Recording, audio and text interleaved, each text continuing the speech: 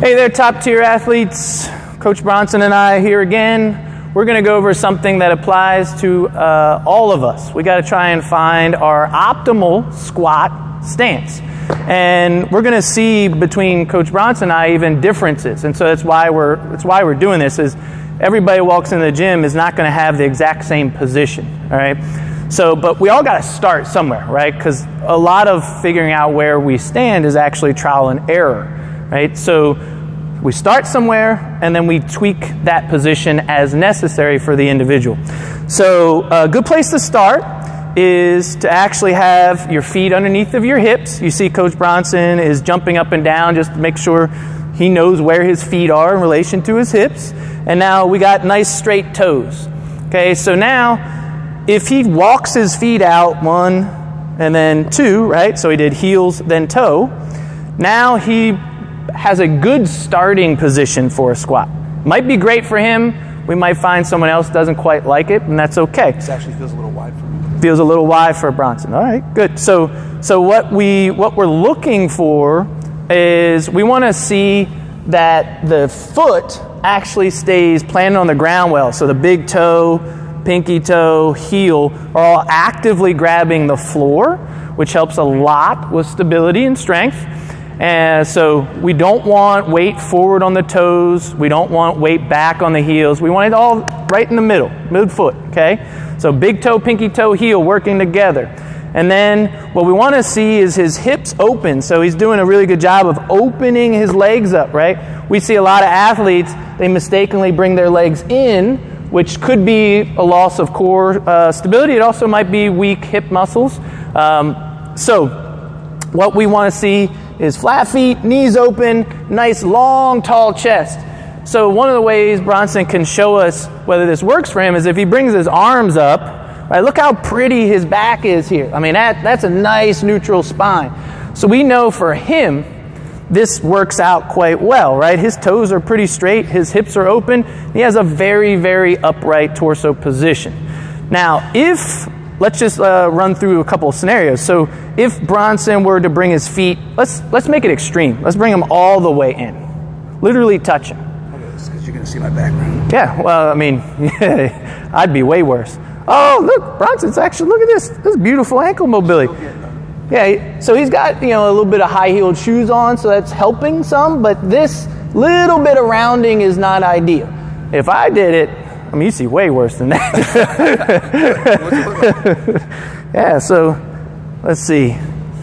This is so you're going to start losing it right about there, yeah. If I try and go any lower, I will definitely fall down. All right, so, and what I'm responding to is a restriction inside of this right ankle. I can feel the bone on bone.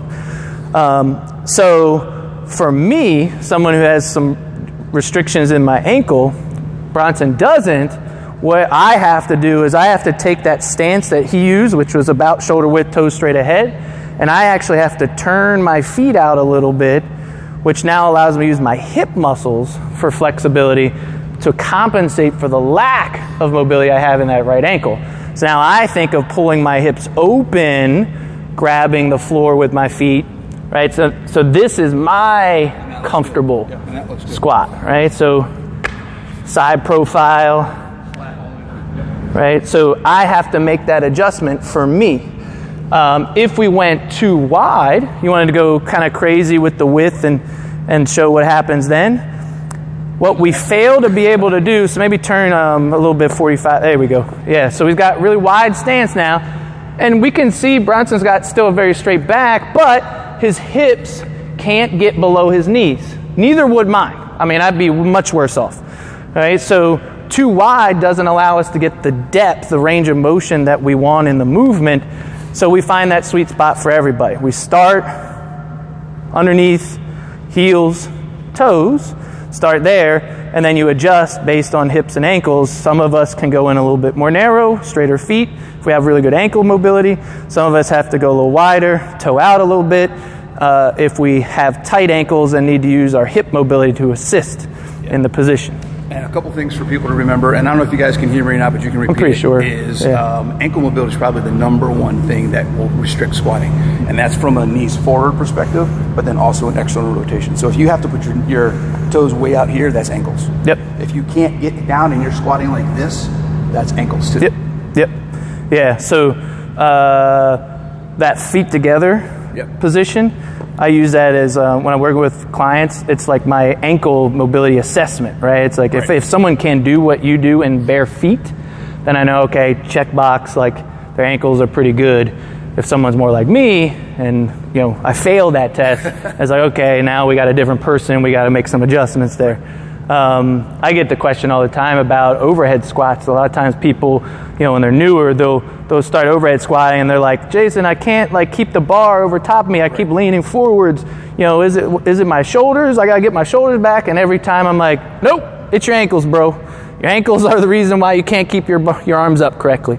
So a lot of newer people, that's surprising them because they feel the problem up here, but the coach is saying, but the actual cause is down there on the ground. Right, and that's a good point, right? Because it happens in overhead squats all the time, right? If you're here, if you can stand like this, your shoulders are fine.